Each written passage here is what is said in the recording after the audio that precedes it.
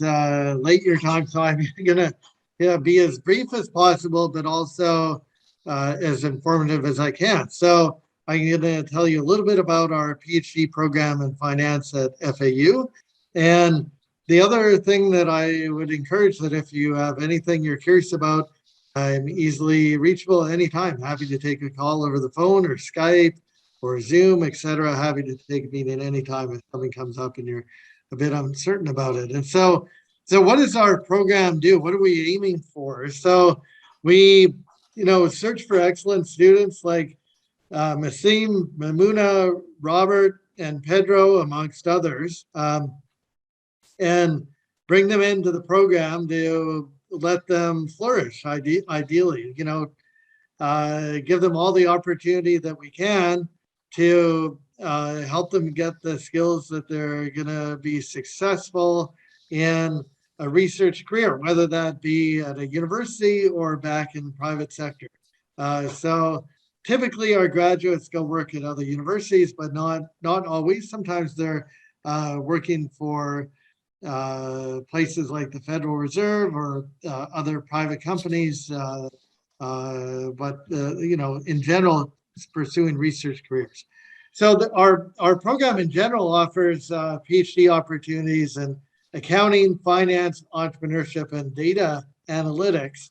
And I'm going to talk to you today about finance. That's my main area, but I will say that many faculty at FAU are interdisciplinary, working in a variety of areas. So I'm one of them, for instance. So I sometimes publish in entrepreneurship and international business and other topics, but finance is my home area, and I'm the coordinator, if you will, for the PhD program in finance. What is the degree about? Well, for the first 2 years, you have courses, and I'll tell you a little bit more about that on the next slide. There are participation requirements to satisfy research assessments. There is a comprehensive exam, a set of exams at the end of the second year of courses. And then the most important thing is the quality of the thesis that's prepared by the students. So job opportunities are 100% correlated with the quality of the thesis. And so that's really where the entire focus is, even in respect of the courses, to give everybody the skills they need to have the best thesis possible. So a little more specifically is that most students at FAU are in the program 4 to 5 years. It's possible to graduate in 4. Increasingly common, students will stay a 5th year depending on the progress of their thesis. Certainly a 5th year allows students more opportunity to develop their papers further, get some publications before they graduate. That helps them get to their thesis outcome. In the first years, we require 6 seminars in finance. So we have seminars in capital markets, international finance, corporate finance, entrepreneurial finance, banking, and investments in market microstructure. Those seminars are very time-consuming and demanding on students' work, but they're very helpful for giving them research ideas and getting them working on topics, knowing where data sets are to get started in them, and getting people really focused into research tracks. There are many additional courses in statistics, econometrics, and other finance electives. I told you about one of those is a crowdfunding course, but others in venture capital and other specialized topics. So then it comes to the crunch in May of the second year. We have a comprehensive exam week where Monday and Wednesday, the students write 4 comprehensive exams on these different topics. Those questions and those exams can ask the students about anything. So they have to demonstrate a very broad knowledge base and to be able to talk intelligently about anything in finance that comes up with any of these seminars. And then to make sure that the students are ready, we follow that up on the Friday of that week with a oral exam. And if students don't do well on the written or the oral exam, it's possible that they are retaking those exams in August of the same year. So if there's a need to retake, it can happen. We don't look to fail students, but it's certainly we don't want them to go ahead if they're not ready. And then the main focus in years 3 and 4, possibly 5, working on their thesis with one main supervisor and 2 additional co-supervisors at the school. We send them to conferences. There's an opportunity. We finance travel to conferences for 2 conferences a year. And depending on your supervisor, they might have additional budgets to send to additional conferences on top of that. How does the admission process work is we encourage people to submit in early December, and the application materials, everything you need is online at this link here. And I can send these slides over to see you have access. What do you need to submit? Well, you need letters of reference, transcripts, and the like. All those details are part of this webpage here, so you can find out everything you need to submit. And then there's a committee of 6 people. I'm one of 6 on the committee that will go through the applicants, all the applications, and pick through the best folks, like the ones that you saw present today. We interview everybody over Skype or Zoom. If they're more geographically proximate, we bring them in person, and then make decisions about applications, typically in February or March. If we get applications sooner, that's why I say encourage you to submit early in December. The sooner the application, the quicker we'll review it. And then classes are in person in Boca Raton, in Florida, in mid-August, starts in mid-August for an orientation session. It's a great campus, nice place to live here. And certainly as a Canadian, I haven't had any complaints amongst my family for living here in Boca. No problem whatsoever. So how do you finance it? So we don't want students to be, we don't, I guess the nice way to put this is we don't want students to have to worry about their expenses, but we don't want them to get rich over being a student. We want them to suffer, so that they want to graduate and make money elsewhere, right? So we want them to have enough money to live, but not to think of this as a long-term job as being a student. So you can live, you can eat, you got a computer, but that's that's about it. Then you're highly motivated to work as hard as possible to get on and go to a high-paying job somewhere else. So there's a stipend of $24,000 a year, tuition waivers, health insurance. The university pays 75% of that. So if you're sick or something, nobody's going to ignore you.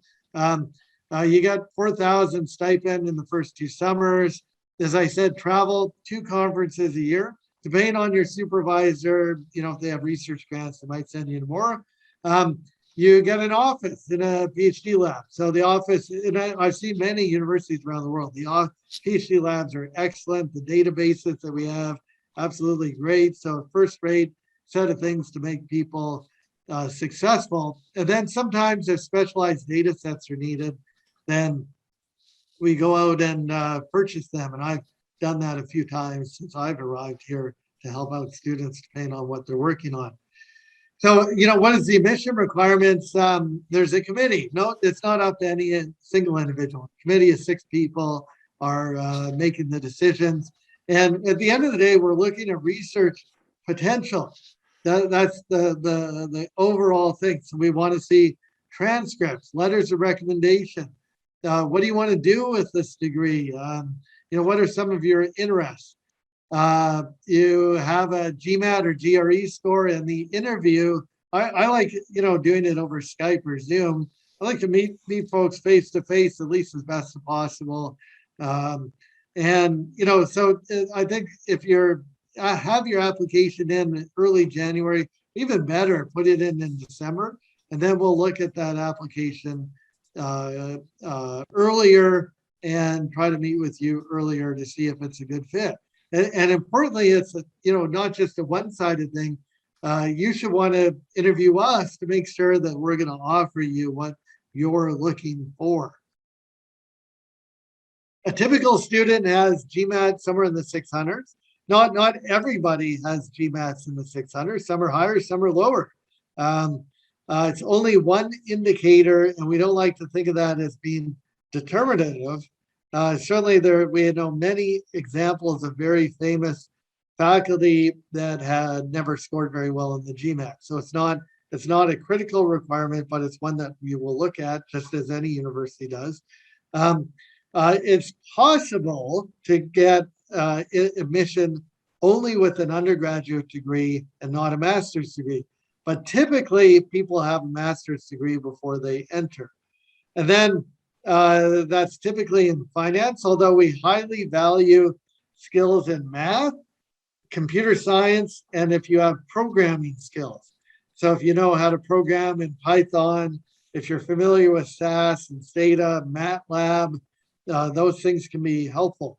And then, out of a 4.0 GPA, typically a student's in the upper threes. These aren't hard and fast requirements.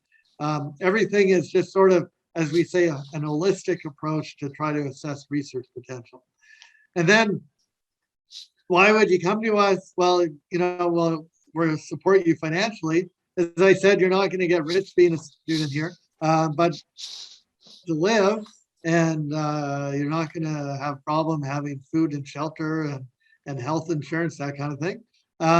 Well, our placements are doing very well. We have two students already. Both of them this week called me up and told me that they already have offers. So it's very early in the cycle. So, and then indeed all our past students have gone on to academic jobs when they wanted them, as well as other industry jobs when they prefer to go into industry. And you look at our placement record online. All our faculty are trained in top PhD programs. What I would encourage you to do, if you're ever curious, if you want to look someone up, just go to Google Scholar. It's a very easy way to assess, what people have worked on. Maybe it fits with your interest, maybe it doesn't, but check it out and look folks up on Google Scholar. We have many people that are involved in academic associations, edit leading journals, those sort of things. So we have a good network of folks in industry and in academics. I have many partnerships with folks all around the world. We saw one example today with the company getting the surveillance data as just one example. We give you all access to all the main data sets, words, PRISP, CompuStat, IBIS for analyst data, Audit Analytics, BoardX, so it's a network of board of directors. We have one faculty member doing great work on topic. Risk metrics, if you're the risk management and banking person, amongst other things. And other things that involve scholarships and programs for different types of PhD students we're highly supportive of. The other thing is, as a place to work and study, FAU is really fantastic, gorgeous campus. It's a nice place. South Florida is a dynamic place. There's great things going on in industry. It's a comfortable place here. I moved here in 2018, haven't regretted it since. I love the people that I work with. I think they're really fantastic. The students are very collegial, easy to work with. Not just the four that you saw here, but basically every one of them. It's a really good environment, a rich environment. I know people are very collegial, the students help each other out on their projects. The PhD lab is a great place to work, and so it's been for me a really positive experience. If you want to talk to me further, my email address is here, cummingd@fau.edu. As I said, I'm happy to share these slides. all the other folks that they're always easy to get in touch with, reach out to them. More of my details, if you want to figure out where I am, I have a Google Sites page. I've even encouraged the students to make these Google Sites pages, which they've done. And as I said, if you do want to talk to me about something and you don't want to ask a question publicly, then we can schedule a separate call or exchange information over email or both. Very happy to chat anytime. And Evgeny has told me a lot about your group of students, and we're really excited to have a chance to build a partnership with you guys. Know the work that you do is excellent. One of our other faculty members, Siri Turgeson and Evgeny, have known each other a really long time. And anything Siri tells me, I 100% believe and go full force with. And she told me many months ago that Evgeny is like super terrific guy, so energetic, enthusiastic. So I jumped at this opportunity to work with Evgeny to do this session today. And very, very happy about the partnership. I hope we can do many things together going forward. And as I said at the very beginning of the session, I spent time in Moscow and St. Petersburg. There's conferences there and other things that I participated in, and amongst other places in your part of the world, and hope to do more in the future. So I think we could do lots of great things together in fintech and other stuff. So I'm very happy about this new partnership that we started. So thank you.